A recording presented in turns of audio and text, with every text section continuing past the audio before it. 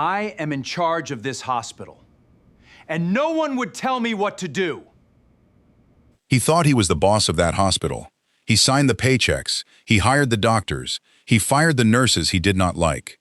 What he never knew, what she never once told him in 10 years of marriage, was that every paycheck, every contract, every brick in that building belonged to her.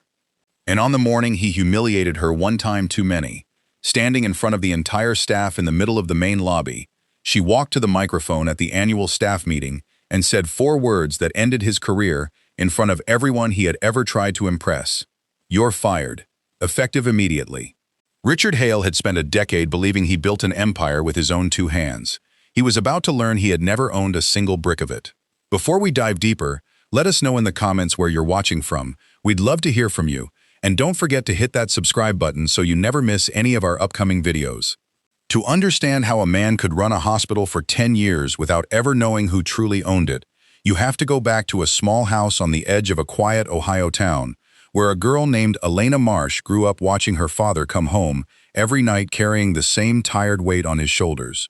He was a surgeon, a good one, but he spent his career inside a hospital that never had enough beds, never had enough staff, and never had enough money to practice medicine the way he believed it should be practiced.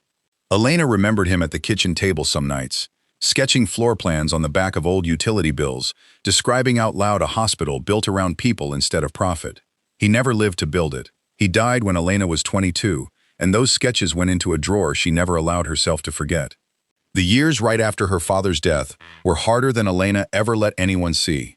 She finished her degree because it felt like the only thing left she had control over, and she took a small apartment near the hospital, where he had spent his career, close enough that she could still walk past the building on quiet evenings when the grief felt too large for the apartment to hold. She did not talk about him often, not because she wanted to forget, but because talking about him in the wrong company felt like handing someone a piece of herself she was not ready to lose. Instead, she kept his sketches, kept his handwriting, kept the specific way he used to describe patients as people rather than case numbers, and slowly, without ever announcing it to a single person, she decided she was going to finish what he never had the money or the power to finish himself. Elena did not inherit money. She inherited a way of watching a room. Her father had taught her, without ever meaning it as a lesson, that the quietest person in a conversation is often the one who understands it best. She was not loud. She was not visibly ambitious in any way people around her could easily describe. She studied finance without telling most of her friends why, took a modest analyst job at a healthcare investment firm, and spent nearly every spare evening learning exactly how hospitals were bought, restructured, and controlled from behind closed doors. While the people around her chased titles, Elena chased understanding. She learned which failing hospitals were undervalued by the market. She learned how a holding company could quietly own a building without a single nurse or doctor inside it, ever knowing a stranger's name attached to the deed. It was during this long, quiet decade of learning that Elena met Richard Hale. He filled a room before he finished his first sentence in it. He worked in hospital administration, full of plans, full of the kind of certainty that made people assume he already knew what he was doing. Elena liked him at first, genuinely. She also noticed early in their relationship how easily he absorbed other people's ideas at dinner parties and returned them to the table as his own, how he introduced junior colleagues as though they existed only to support his career rather than build their own. She noticed, and she said very little. Her father had taught her that too. Watch first, decide later, speak only when it actually matters. They married 3 years after their first conversation. In a small ceremony Richard insisted should be bigger, more visible, more impressive to the colleagues he had already begun inviting, before Elena had even agreed to a guest list. She let him have that particular fight, telling herself it was a small thing to give a man who otherwise seemed genuinely devoted to her, and for a while, in the earliest years, that devotion looked real enough that she rarely questioned it. By then, Elena had already begun quietly buying shares in a struggling regional hospital 2 hours outside the city, using a private holding trust built specifically so her name would never surface in any public filing. It was the same hospital her father used to describe from memory on the backs of old bills, a facility that had fallen into serious financial trouble under a board more interested in the value of its real estate than the well-being of its patients. Elena bought her way in slowly, over 18 careful months, structuring every transaction through layers of paperwork designed to keep her identity invisible to anyone working inside those walls, including, eventually, the man she had just promised to spend her life with. Her attorney at the time, an older woman named Patricia Nwosu, who had known Elena's father years earlier, asked her once, gently, whether she was certain she wanted to keep something this significant hidden from her own husband. Elena's answer stayed the same every time the question came up over the following decade. She was not hiding the hospital because she distrusted Richard specifically. She was protecting it the way her father would have protected it, from anyone, including someone she loved, who might one day decide they understood its purpose better than the people it was built to serve. When the hospital needed a new administrator 2 years later, Elena arranged, through contacts who never once suspected her real motive, for Richard's name to reach the search committee. He earned the position on what he believed was pure merit. And in a sense, part of it was, since he genuinely did interview well and genuinely did have real administrative experience. He walked into Hale Memorial Hospital, a name the previous owners had kept from a donor decades earlier, and he felt, completely and without a flicker of doubt, that this was the beginning of the empire he had always described at dinner parties. Elena stayed home. She smiled 2 steps behind him at hospital fundraisers while the true ownership records sat locked in a drawer inside their own house, a house he walked past every single evening without ever once thinking to ask what was inside it.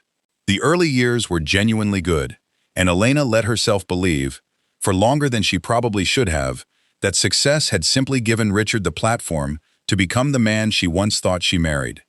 He worked hard those first few years. He improved the hospital's finances. He seemed, for a while, worth every quiet sacrifice she had made to put him there. There were even nights early on when he would come home and describe, almost the way her own father used to, some small improvement he had pushed through for patients who could not otherwise afford care. And Elena would sit across from him at their kitchen table, thinking that maybe, finally, she had found someone who understood the point of the whole thing without her ever having to explain it to him directly. But success has a particular way of changing a person, not all at once, but one small comment at a time, until the shift becomes impossible to ignore. He began calling it his hospital in interviews. He began treating senior nurses, some of whom had given 20 years of their lives to that building, as obstacles rather than colleagues. He began coming home later, distracted, sharper in tone, dismissive of Elena in front of guests, in a way that had once been rare and slowly became simply how things were. At one hospital fundraiser, in front of several major donors, Richard made an offhand comment suggesting Elena had never worked a real job in her life, laughing as he said it, clearly expecting the donors to laugh along with him. They did. Elena smiled through it the way she had learned to smile through most things, and said nothing at all that evening. Staff at Hale Memorial noticed the change long before Elena allowed herself to name it out loud. Nurses, who had once respected Richard, began quietly requesting transfers to other floors. A head of nursing named Grace Alvarez, one of the few people who treated Elena with genuine warmth at hospital events instead of polite distance, confided one afternoon that Richard had threatened to eliminate 2 positions simply because the staff members involved had disagreed with him in a budget meeting. Grace had worked at Hale Memorial for nearly 15 years by then, long enough to remember when the hospital still felt like a genuine community rather than a stage for one man's ambitions, and she trusted Elena with these small observations, partly because Elena never once repeated them back to Richard, and partly because Elena always seemed to actually listen, in a way most administrators' spouses never bothered to. Elena listened the way she listened to everything, calm on the surface, giving away nothing, while privately she began reviewing the hospital's internal reports with far more attention than anyone standing near her could have guessed she was capable of giving. She had never stopped being her father's daughter. She had simply learned to hide it well. On paper, to anyone who bothered to check the public record, Elena Marsh was a private investor with a modest and unremarkable portfolio, a woman who occasionally attended hospital events as a spouse and otherwise stayed out of view entirely. Underneath that surface, she had spent a decade quietly reading every board resolution, every quarterly filing, every anonymous complaint, routed through channels the staff assumed no one important ever actually read. What none of them knew, not Richard, not Grace, not a single doctor walking those halls each morning, was that Elena had never once stopped watching the hospital she quietly owned. She reviewed board minutes line by line. She tracked internal complaints filed through anonymous channels the staff assumed no one important ever read. Months before anyone else connected the pattern, she noticed that Richard had begun scheduling private meetings with a junior administrator named Vanessa Cole. Meetings with no clear connection to hospital business and every connection to a version of Richard's future that no longer seemed to include the woman who had quietly built the ground he stood on. At first, Elena told herself it might be nothing, a professional mentorship, an ordinary working relationship. The frequency of the meetings, and the care Richard took to schedule them around Elena's own calendar, eventually made that explanation impossible to hold on to. The months that followed moved slowly on the surface while everything underneath shifted at a different pace entirely. Richard began working later, telling Elena it was budget season, telling her the board needed more of his attention than usual, offering a rotating set of small explanations that never quite lined up if anyone bothered to compare them side by side. Elena bothered. She had learned patience from a man who sketched hospitals he never got to build, and patience, she understood, was simply attention stretched out over time. She began cross-referencing Richard's calendar against expense reports her holding company still quietly received every quarter, and the pattern she found was too consistent to dismiss as coincidence. Private dinners billed internally as vendor meetings, hotel charges near a conference 2 states away that hospital records showed he had never actually attended. Grace Alvarez noticed things too, though she did not yet understand the full shape of what she was seeing. She told Elena, carefully, the way people speak when they are unsure how much truth the person across from them can hold, that Vanessa Cole had been promoted twice within 8 months, without the usual review process, and that senior nurses who had questioned the decision were quietly reassigned to less desirable shifts soon afterward. Around the same time, a young nurse named Danielle Torres, only 2 years into her career at Hale Memorial, quietly filed an internal complaint describing a conversation in which Richard had implied her continued employment depended on her staying silent about scheduling irregularities she had noticed in Vanessa's department. Danielle assumed, like most staff did, that her complaint would disappear into a system controlled entirely by Richard. She had no idea it was quietly being read, in full, by the one person in the building with the authority to actually act on it. Elena thanked Grace and said very little, then went home that night and read through 18 months of financial statements she had once trusted Richard to manage with basic honesty. What she found confirmed something she had suspected for weeks without letting herself fully believe it. Richard was not simply distracted, and he was not simply ambitious in some harmless, familiar way. He was preparing to leave, and he intended to take a version of the hospital's value with him when he went. The plan, once Elena traced its full shape, was almost impressive in how carefully dishonest it was. Richard had spent months quietly courting a private healthcare group willing to purchase what they believed was his controlling interest in Hale Memorial. He had shown them documents listing himself as majority stakeholder, papers that existed nowhere in any legal filing her attorneys could locate, papers built entirely on the assumption that no one would ever check.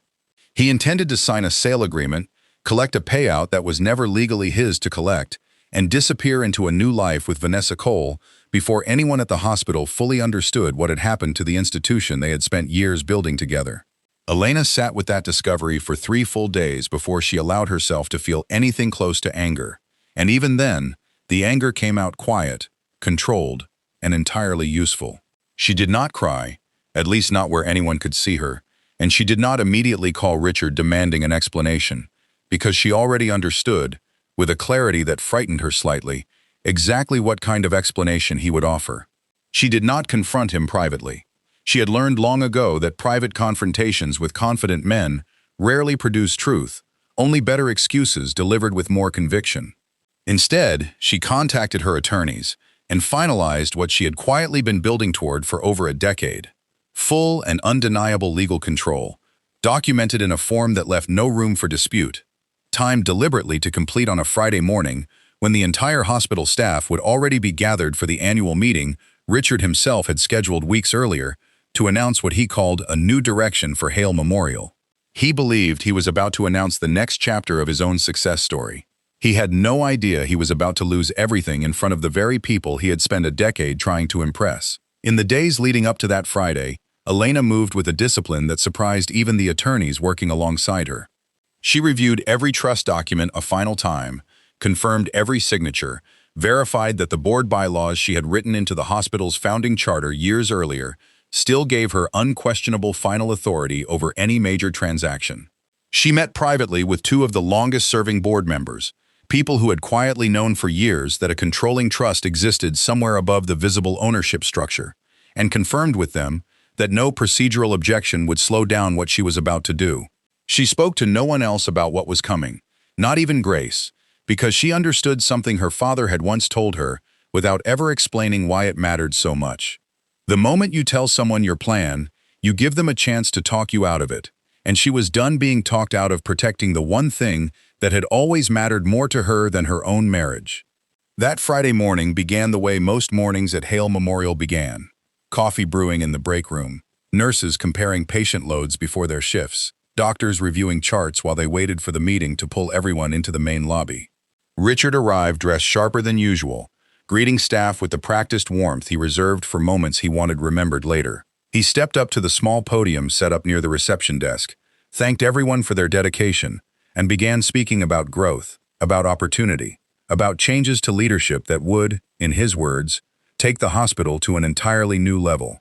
Near the back of the room, unnoticed by almost everyone, Elena stood quietly beside Grace, holding a folder no one thought to question, because no one in that room had ever thought to question her at all. Richard's tone grew more theatrical as he continued, more pleased with himself, until he made the single mistake that would end his career in front of every person he had spent years trying to control.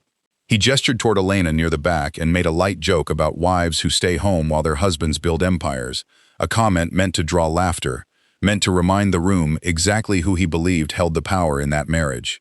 A few uncomfortable chuckles moved through the crowd, the same kind of practiced, obligatory laughter Elena had absorbed at fundraisers for years. This time, she did not smile through it. She stepped forward instead, walked calmly to the podium Richard had just stepped away from, and asked, in a voice steady enough that the entire lobby fell completely silent within seconds, whether anyone in that room actually knew who owned Hale Memorial Hospital.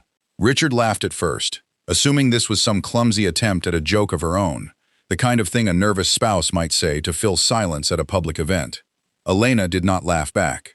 She opened the folder in her hands and asked someone near the front to connect it to the projector already set up for Richard's own presentation.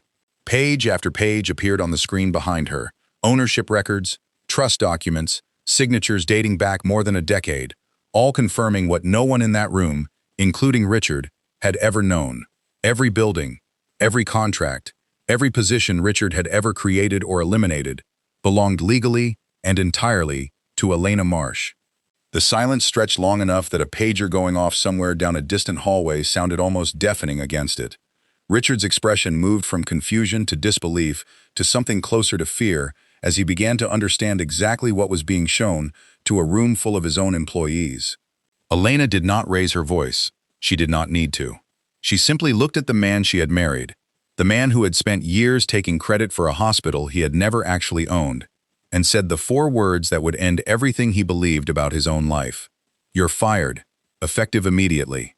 Security, quietly briefed in advance, moved forward without needing any further instruction. Richard opened his mouth to argue, looked around at faces that had clearly already decided what they thought of what they had just witnessed, and found, for the first time in a decade, that he had absolutely nothing left to say. Within an hour, the story had already spread through every floor of the hospital, whispered between nurses changing shifts, repeated in break rooms, confirmed and reconfirmed by people who could not quite believe what they had seen with their own eyes. Doctors who had spent years assuming Richard answered to some distant, faceless board suddenly understood that the board answered to Elena and had answered to her the entire time. Junior staff who had once feared crossing him now watched security escort him toward the parking lot with an expression that looked less like triumph and more like quiet, collective relief. Grace found Elena afterward in a small office near the records room, sitting perfectly still, not celebrating, simply breathing, the way a person breathes after finally setting down something impossibly heavy they had carried for far too long without ever putting it into words. The days that followed moved quickly for Richard and painfully slowly for everyone waiting to see what would happen next. He attempted to contact the private buyer he had been courting for months, only to learn the deal had collapsed the moment Elena's attorneys sent formal notice that no valid transfer of ownership had ever legally existed. He attempted to rally support from board members he assumed were personally loyal to him, only to discover that the bylaws governing that board had been written years earlier by the very woman he had just publicly humiliated, giving her final say over decisions he had spent years believing were entirely his to make. Vanessa Cole, faced with the sudden collapse of a future she had been quietly promised, resigned before the week ended and left without issuing a single public statement, understanding perhaps better than Richard did just how completely the ground beneath both of them had disappeared. Investigators from the State Health Licensing Board arrived within 2 weeks, not because of the marriage or the public firing, but because Elena's attorneys had flagged the fabricated ownership documents Richard had shown to outside buyers, documents that raised serious questions about fraud, regardless of how the marriage ended. Richard sat through hours of formal interviews, explaining paperwork he could not adequately explain, using language that grew thinner and less convincing with every question asked. Danielle Torres, the young nurse whose earlier complaint had once seemed destined to disappear, was contacted directly by investigators and asked to describe, in detail, the conversation in which Richard had implied her job depended on her silence. She later told Grace it was the first time in her short career that she felt like the hospital's leadership actually believed her over the person with more power in the room. Former colleagues who had once admired Richard's confidence now described him in careful, measured statements that avoided outright accusation while making clear they no longer trusted a single thing he had told them over the past several years. The investigation did not end in criminal charges, but it ended his ability to work in hospital administration anywhere in the state, a quieter consequence than prison, but one that followed him regardless of which city he tried next. A regional healthcare trade publication ran a short piece on the collapse of the attempted hospital sale, careful and factual, naming Richard only in passing, which was in its own way a harsher outcome than a dramatic headline would have been. He had spent years trying to make his name synonymous with Hale Memorial. Within a season, most people in the industry could barely recall which hospital he used to run at all. Grace Alvarez became, in the months that followed, one of the people Elena trusted most, as she stepped fully into a role she had spent a decade watching from a careful distance. Grace told her once, gently, what staff had begun saying quietly among themselves in the break room, that they had always sensed something slightly off in the way Richard spoke about his wife, small dismissals that seemed harmless individually but added up into something uncomfortable once people finally allowed themselves to notice the pattern. Several nurses who had been pushed toward undesirable shifts under Richard's leadership were quietly reinstated to their original positions once Elena stepped into full public view as owner and acting director. She did this without press releases or celebration, simply correcting what had gone wrong, one decision at a time. The same patient way her father once sketched floor plans on the back of old bills at a kitchen table decades earlier. Elena's first real test as visible leader came less than 2 months later, when a mid-level administrator, loyal to Richard's old regime, attempted to quietly push through a round of budget cuts targeting the same nursing positions Richard had once threatened to eliminate. Elena reviewed the proposal personally, called a meeting with department heads instead of simply overruling it from a distance, and asked the kind of questions her father used to ask at that same kitchen table decades earlier. What does this decision do for the people actually treating patients? What does it cost the hospital in trust if the answer is nothing good? The cuts were withdrawn within a week, not because Elena raised her voice, but because everyone in that meeting understood, finally and completely, that the person asking those questions had both the authority and the intention to follow through on whatever she decided. Word of how Elena handled that meeting spread quickly through the hospital, and it did something Richard's 10 years of leadership had never quite managed to do. It made people trust the building itself again.